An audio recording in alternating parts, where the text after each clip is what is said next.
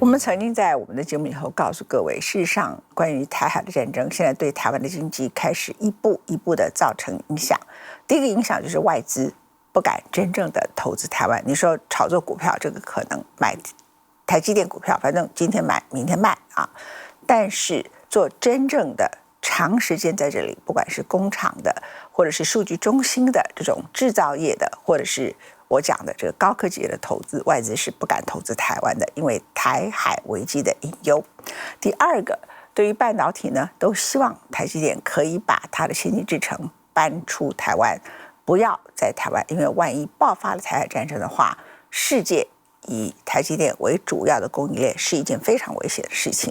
第三个，我们要招收更好的人才来台湾，这个困难度越来越高。各大公司希望一些人才来台湾，他们都会问：那我到那里工作，会不会几年之内就会爆发了台海战争？而我牵涉的是整个人生的所有的规划，连台湾大学要招收外籍的学生，从印尼、从马来西亚来的，连大学生他们都会考虑台海战争而不来台湾。相对另外一个趋势是，台湾15岁以下的年轻男孩，他们原来可能念一些很贵族的学校，比如说美国学校，那他爸爸妈妈可能有人是美国籍的，或者是一些特殊的私立学校等等，他们都想尽办法在15岁以前赶快离开台湾，因为怕他们要服兵役，而且会爆发台海战争。另外，台湾有一些重要的一些人才，也希望能够必要的时候可以移民。所以台湾是一个进不来，一个是想办法出去，也就是战争根本还没有开始，这个整个台湾的经济长期的竞争力已经慢慢下滑。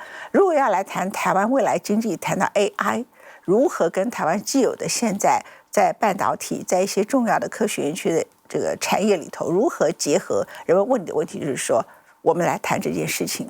如果两岸没有稳定，那什么人会投资？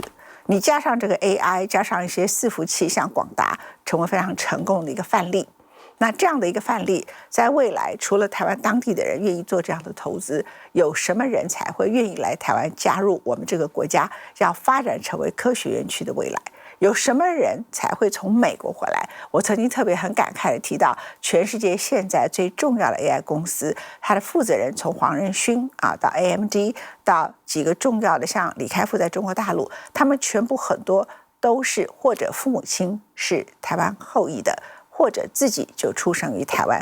可是因为他们觉得，除了台海战争之外，更重要的是他们觉得台湾没有足够的人才可以来发展 AI， 没有足够的人才跟过去政府没有眼光有关系，没有足够的人才跟过去政府错误的教育政策是有关系，而现在是不止政府的错误政策，还包括了台海的危机。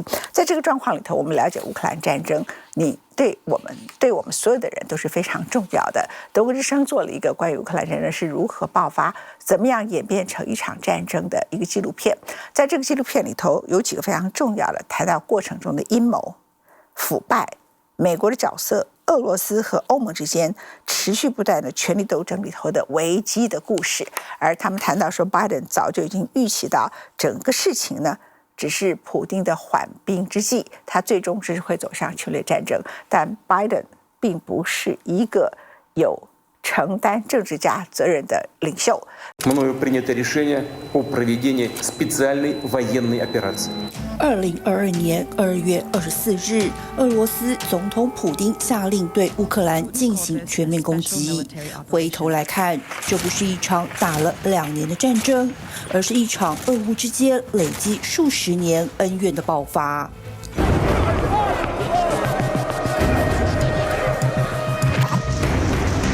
When the revolution started, I felt that we started to understand who we are and what we could do.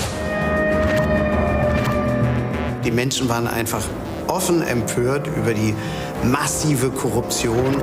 We really understand that if we fail, we will lose our country.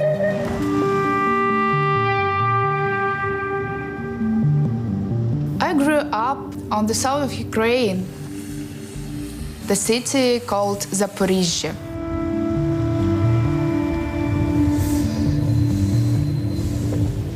This is my native land. For filmmaker Alina Gorlova and many of her generation, Ukraine is unmistakably a part of Europe. Alina started making films in Kyiv's Maidan Square in 2013. The so-called Euromaidan protests marked the crossroads at which Ukraine stood. When I rewatched the footage from Maidan, I understood that really the war started already there, but you understand it only right now, or when you see the whole situation from the distance. In November 2013, protesters at the Maidan Square demanded their president, Viktor Yanukovych, sign an agreement with the EU. This would spark the beginning of the Euromaidan revolution. En novembre 2013, l'Ukraine était sur le point de signer un accord d'association avec l'Union européenne. Mais le président, à cette époque, le très autoritaire et corrompu Viktor Yanukovych, s'y oppose au dernier moment pour renforcer les liens avec la Russie de Vladimir Poutine. Grande déception dans la population. Et tout de suite, Maïdan est occupé par des manifestants d'univers différents, des citoyens. Pendant ces 3 mois, la protestation s'est transformée en une révolution qui fascine le monde entier. Une révolution violente qui fait plus de 100 morts dans le centre de Kiev.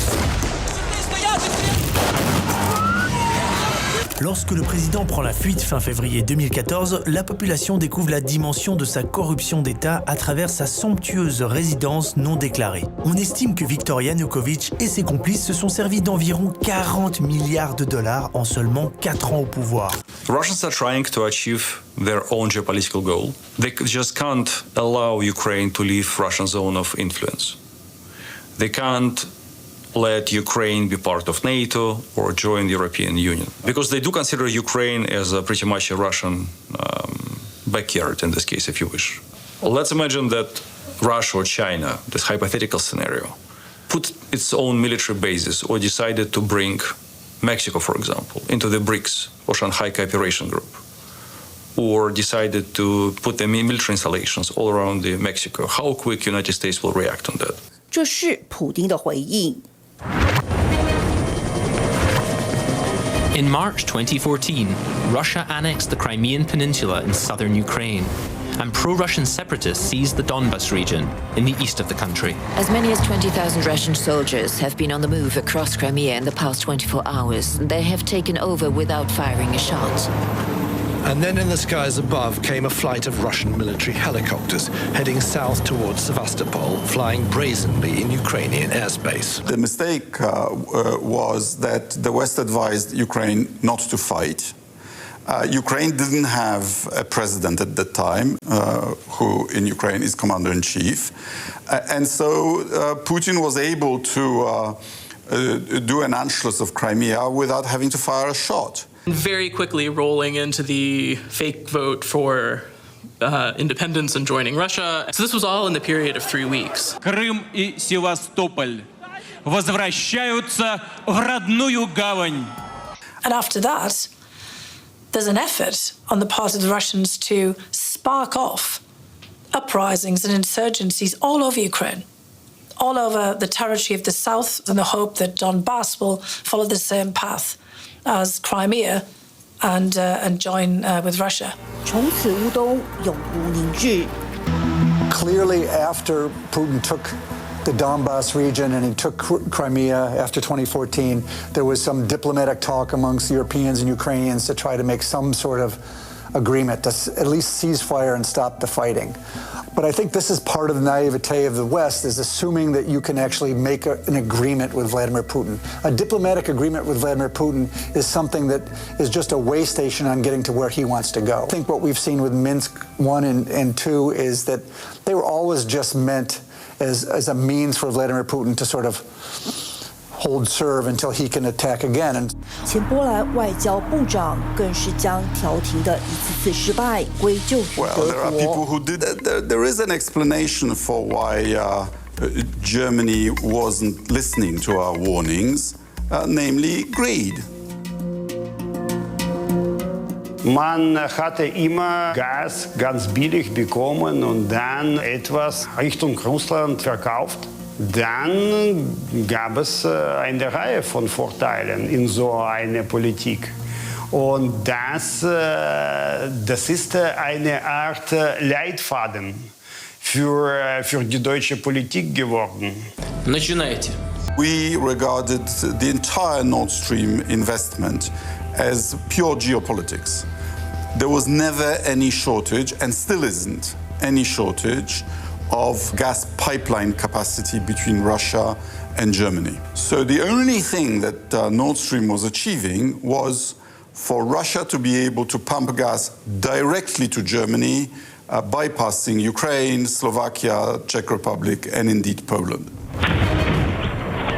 后来的发展，如同前美国 CIA 俄罗斯部门负责人西佛所料，普丁的和谈只是为了全面进攻叙利。That we were seeing this was coming, that we saw what was happening, that we knew what was going to happen.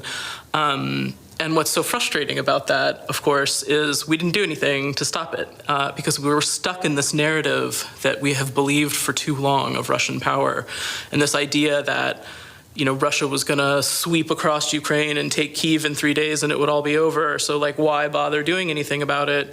I mean, we were in that mindset until the 5th day of the war, which is just unexcusable. 现在说这些都已经太迟了。